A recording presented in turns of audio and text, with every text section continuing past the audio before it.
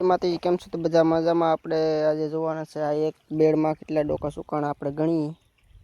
આ 400 કલમનો બેડ છે, આમાંથી કેટલા ડોકા ગયા છે તે જોઈ. તો આ પેલું ડોકું વહી ગયું છે,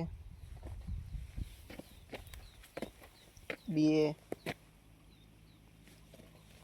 3 4 5 6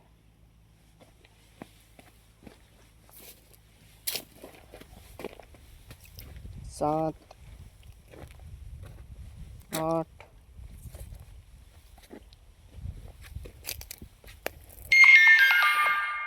9 10. હવે તમને છેટ સુધી ગણીને હમણાં કહું કેટલા આવ્યા છે.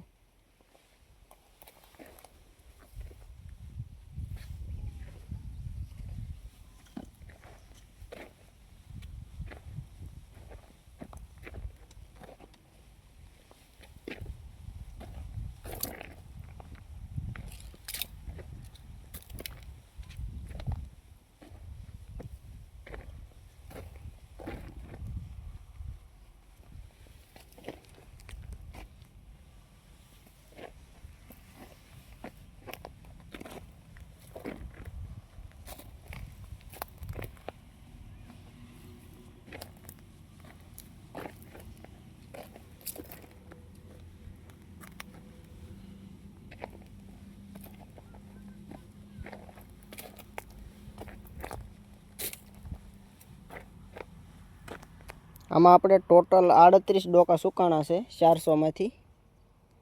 એટલે આમાં આપણે ઘણા ડોકા સુકાણા. એક બેડમાં 38 એટલે આ બેડ છે 100 બેડ છે આપણે. એટલે ઘણા ડોકા સુકાણા છે, કારણ કે આમાં પાણી નહોતું આવ્યું. પાણીના હિસાબે આ ડોકા સુકાણા છે, કારણ કે બાંધ્યા પછી આને પાણીનું વધારે જોઈએ. એટલા માટે આપણે આમાં પાણીમાં લેટ થઈ ગયા હતા. આમાં ડોકું વધારે સુકાણું છે.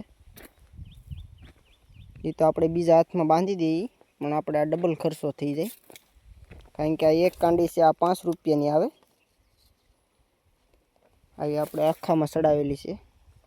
એક રોપો તૈયાર થતાં આપણે 30 રૂપિયા લાગી જતા હશે વર્ષ દિવસના, કારણ કે 5 રૂપિયાની કાંડી આવે છે.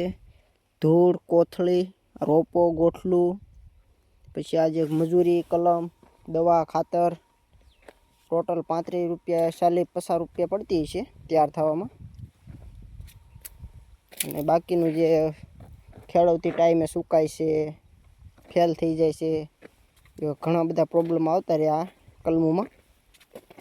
પણ એટલો બધો વાંધો ન આવે. જે આપણે વણની એની ખેતી કરતાં આમાં થોડુંક વધારે સારું છે એવું લાગે છે આપણને, કારણ કે આ ડુંગરાની જમીન કહેવાય. આમાં વણ કે સિંગ ઓછી થાય, પણ આ કલમુનું વધારે. એટલા માટે આપણે 2-3 ફાર્મ છે.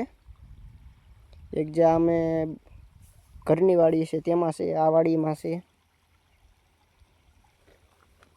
વિડીયોમાં બન્યા રહેજો, ચેનલને સબસ્ક્રાઈબ કરતા રહેજો. આપણી ચેનલ મોનિટાઈઝ થાય એમ છે. તો જય માતાજી.